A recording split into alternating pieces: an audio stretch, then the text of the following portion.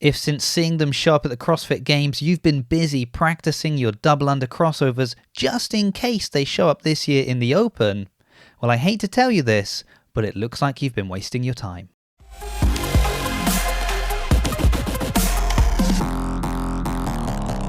CrossFit have been doing everything a little bit earlier this year, from releasing the rulebook to letting us know about changes with regards to semi-finals, and even Adrian Bosman is dropping clues about the CrossFit Games a little bit earlier than usual. And if you're about to switch off because you think, what can we really learn from clues that Adrian Bosman will be dropping? Well, just remember that last year, J.R. Howe was able to predict an incredible number of things that showed up at the CrossFit Games just from listening to things Adrian Bosman was saying on different podcasts, as well as posts on main site. And if you don't know what I'm talking about, just check out this reel from the Real Savan podcast. I think there's a higher likelihood of seeing a pegboard without plexi for your feet to climb legless. Lane 6 is legless rope climbs from a seated position. They're going to lift something big. They're going to lift something big, but I would not be surprised if it's not a barbell. What's that? What have we not done yet in a competition, or what are we not mastering? Presses to handstands, pirouettes. Done. O'Brien, first to the handstand. No problem on the pirouette. Biking has been on main site 3 or 4 times this year. Something on the parallettes, whether it be an L-sit or what I think is definitely coming is that L-sit press to handstand. He's got to start in a seated position and press to a handstand, walk across those parallettes and get down the ramp, and that is no... Main site has posted 100-meter repeats and 200-meter swimming repeats in the last month. And here we go. Athletes will be frustrated or embarrassed. Yes. But Brooke Wells and Tia Toomey look at disbelief. Too good. He's too good. Good. No, I was so impressed with him. He's really done his homework. He's a smart guy.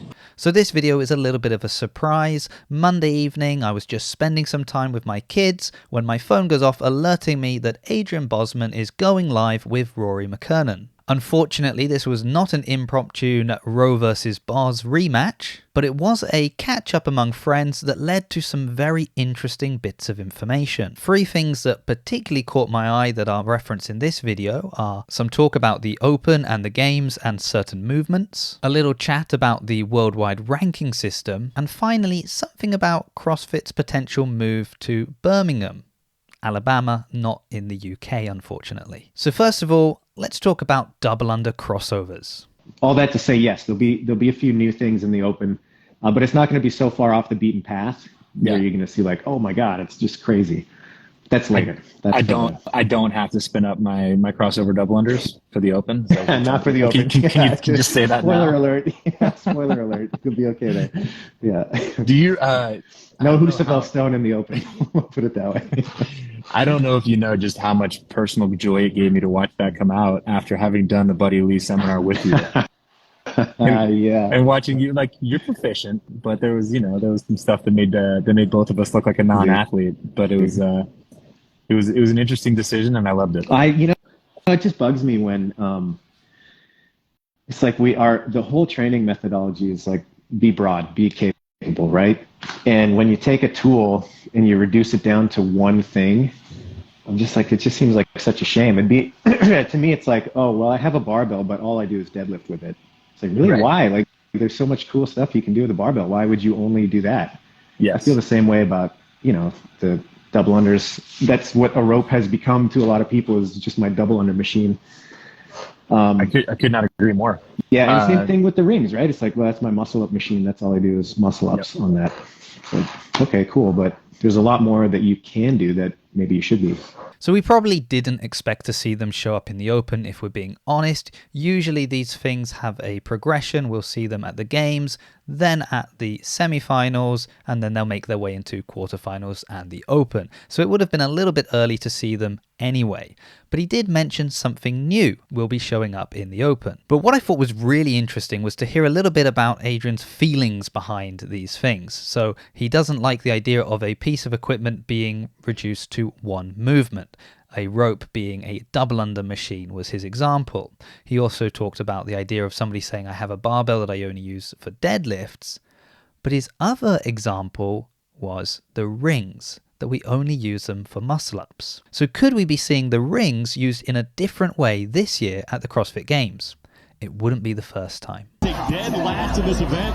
Ben Smith could take first, and Matt Fraser would walk into the next event with a 38-point lead. Look at the short range of motion on Matt Fraser in the white shirt. Look how fast he's going through there. Whereas Ben Smith is really pulling his arms into bending. Look how much he's bending. Way more range of motion for Ben Smith. He's doing way more work, and look how fast he was going. And Bridges has got a pretty good pace going as well, as he's your leader. 12 ring hands to stand. Well, it probably won't be that. But will we see the rings used in a different way? Or is there another piece of equipment that we have pigeonholed, at least within the CrossFit community, to only have one use, whereas maybe in other sports or other domains it is being used in a variety of different ways? And if so, is there anything that stands out that you think could show up at the CrossFit Games? Next, there was some talk about the worldwide ranking system. And I think what we're hearing the most confusion around right now is just the worldwide ranking, like what goes into that. And we haven't announced the specifics of that yet. That'll probably come out like end of the month to be public before the Open. So there's a lot of questions around that, which makes sense. You know, like people are going to want to know what goes into that. And we're going to be as transparent as possible. Like the goal is that, you know, we're going to show all the math. People can pick it apart and go for it and tell us why they would have chose a different method. And So it sounds like we're probably going to get some clarification on all of this at the end of the month anyway. But there were a couple of points that Boz mentioned that I thought were particularly interesting. Exactly. Yeah. So your results in competition are going to dictate, you know, progression through the season. They're going to dictate things like seeding at the games, like they always have, you know, which that's a pretty minor one. But where worldwide ranking is going to come into play is at the semifinal stage when we start divvying up the qualifying spots. We're going to take a look up to that point. So once the quarterfinals are done, we'll take a look at what the worldwide rankings are looking like. And we're going to use that to inform what regions should get more spots.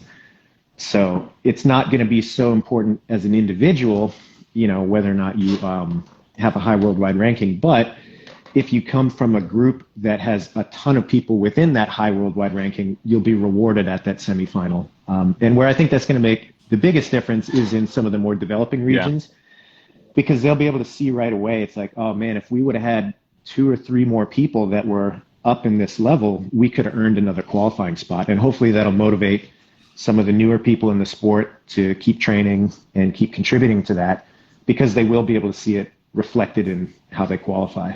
This idea that it might motivate someone in a region that maybe if they just had 1 or 2 people that had performed a little bit better, that could have earned them an additional spot. So to me, that asks the question of how much transparency is there going to be within this system? Will it be that simple that we can look at the leaderboard and work out exactly how spots were allocated and how many athletes were maybe needed to perform slightly better in order to earn those additional spots?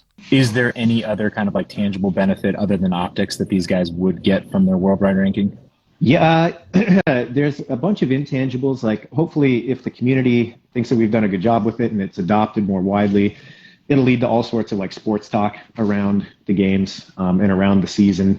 You have people arguing, you know, okay, well, who is actually fitter then? And you'll be able to kind of tweak out on that stuff if you're a sports fan, which is cool. But what's really tangible to the athletes too, I think, is that with the visibility of their worldwide ranking, hopefully that makes it really more appealing for people that are looking for athletes to sponsor, people that are running competitions that want to invite athletes of a certain caliber. You'll be able to see that list, and you won't just have to go off of their, you know, last competition results. You'll be able to see a broader picture and say, wow, this person's super consistent.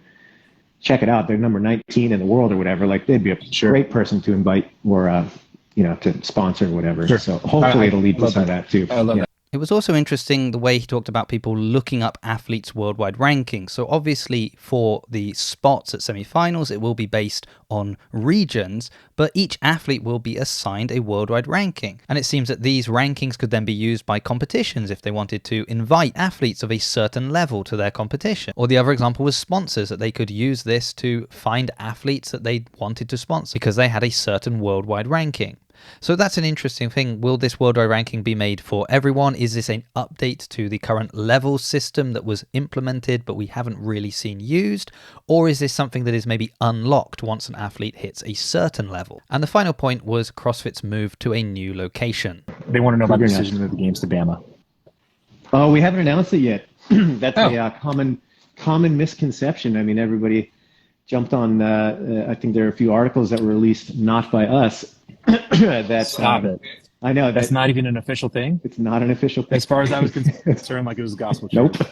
That's hilarious. We have not announced our plans for the 24 season publicly yet. So that's going to come soon. But you know in the back of your brain. I know in the back of my brain where we're going. Yes. Yeah, but we're not we're not quite at a place where we can be public about it yet. Man, I love that. Yeah. Did you find the mole? Did you hunt him out and throw him out of a third-story balcony? It wasn't like that. I mean, we end up talking to host cities all over the place. And, so if you are somebody who's investigating that and you're like, oh, CrossFit had a conversation with this city, that may be true, but that doesn't mean that, it's a lock. Man, that's hilarious. Actually, it kind of, it's ringing a bell that maybe you had told me that wasn't an official thing, but I thought surely by now, I've heard it in the echo chamber enough times to where that was definitely a thing. Oh my gosh, I've heard all sorts of stuff. I even had in my mind, I've got specifics. Like somebody told me very specifically there was no outdoor events. It was going to be in Birmingham. It's too hot in Birmingham. So it's going to be all indoor event. Oh man. It was announced there'll never be open water swimming again. Wow. Shows that you just can't, you believe half of what you see and none of what you hear. Well, and it also goes to show that if somebody says something often enough, people just start accepting it as truth. Reality. Truth. So that's interesting. We all talk about CrossFit going to Birmingham as if it's already happened, but Boz was quick to point out that CrossFit still has never actually said that is what's happening, even going as far as to maybe obscure some of the ideas that information gained in certain ways might not be that reliable. Well, is this just a clever smokescreen on Boz's part? And yes, they're definitely moving to Birmingham, but they just haven't announced it yet? Or potentially, are they going to another location? And it is, as Boz said, we've just said it amongst ourselves so many times that we all believe it to be true. Well, only time will tell, but I'm sure we all have our opinions. So yes, I admit nothing earth-shattering has been revealed yet, but the fact that we're already getting clues this early in the year just tells me that we better keep an eye on Adrian Bozman over the coming months.